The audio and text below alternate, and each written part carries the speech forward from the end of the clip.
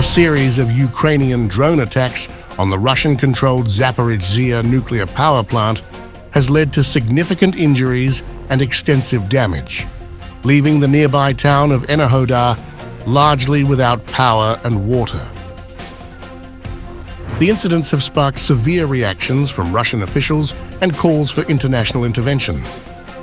On Wednesday, Russian-backed officials reported that 3 Ukrainian kamikaze drones targeted the Raduga electricity substation near the Zaporizhzhia plant. The attack resulted in injuries to 8 workers who are currently receiving medical treatment. The strike caused major disruptions to Enerhodar's power and water supply, affecting most of the city's infrastructure.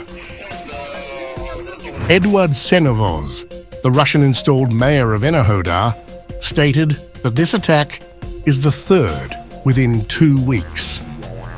Efforts are underway to repair the damaged substation, but the work is hindered by the threat of further attacks. Alexei Likachev, Director General of Rosatom, Russia's state nuclear corporation, condemned the attack, emphasizing that it was the first instance of the power plant's workers being deliberately endangered. He urged the International Atomic Energy Agency, IAEA, to investigate the incident, citing IAEA head Rafael Grossi's remarks on the sanctity of nuclear safety and human lives. Grossi responded by calling for an immediate halt to drone attacks on the Zaporizhzhia nuclear power plant, highlighting the risks posed to nuclear safety and human lives. In related developments, Governor Belitsky confirmed that the armed forces of Ukraine had struck the Raduga substation, leading to severe power outages in Enerhodar. Emergency crews are working to restore power through backup schemes, though the ongoing threat of further strikes complicates their efforts.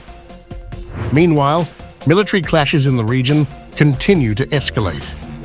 Russian forces, including the DNEPR group of forces, have reportedly defeated several Ukrainian brigades near Nesteryanka, Novopokrovka, Zaporizhzhia region, and Tokarevka, Kherson region, resulting in significant Ukrainian losses.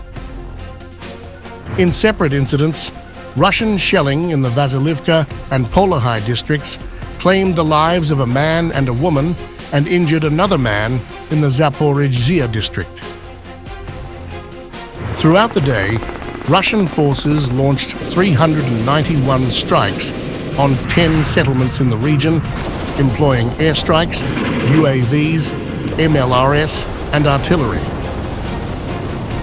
The attacks included 2 airstrikes on Novoandrivka, 177 UAV attacks on Chervonodniprovka, Hulyapol, Levadne, Robotine, Malotokmachka, Malinivka, Novoandrivka, Uspanivka, and Novopavlivka. 2 MLRs attacks targeting Robotine and Novoandrivka. 200 artillery strikes hitting Hulyapol, Malotokmachka, Novoandrivka, Robotine, Levadne, Malinivka, and Plavny. The widespread attacks led to considerable destruction of residential buildings and infrastructure across the affected areas, exacerbating the humanitarian crisis in the region. In Dnipro, rescue operations have been ongoing after a Russian missile strike resulted in significant casualties and damage. More than 50 people were injured, with 5 reported killed. The attack damaged several buildings, a hospital, and an enterprise in Dnipro. There were also missile strikes on other regions, including guided aerial bombs aimed at Kharkiv and frontline positions. President Volodymyr Zelensky expressed his condolences to the families and friends of those killed in the attacks and emphasized the need for more air defense systems and long-range strikes on Russian bases to prevent further assaults. Весь день в Дніпрі. In Dnieper, houses, a hospital, and an enterprise were damaged. There were also missile attacks on other regions and guided air bombs on Kharkiv and on our frontline positions. We can stop all this with only one thing, only with a large number of air defense systems, only with long-range strikes on the locations where Russian terrorists are based, on their air bases. We are actively talking about all this with our partners at all levels. We are preparing for the NATO summit in Washington in particular from the point of view of the patriots for Ukraine. In a decisive military operation, Russian artillery units have delivered devastating blows to enemy positions, obstructing the path of advancing reserve units near the strategic Dnipro region. Operating under the Seva group of forces, the artillerymen deployed powerful 203 mm Malka artillery guns to carry out precision strikes, effectively neutralizing defensive structures, command posts, and enemy firepower.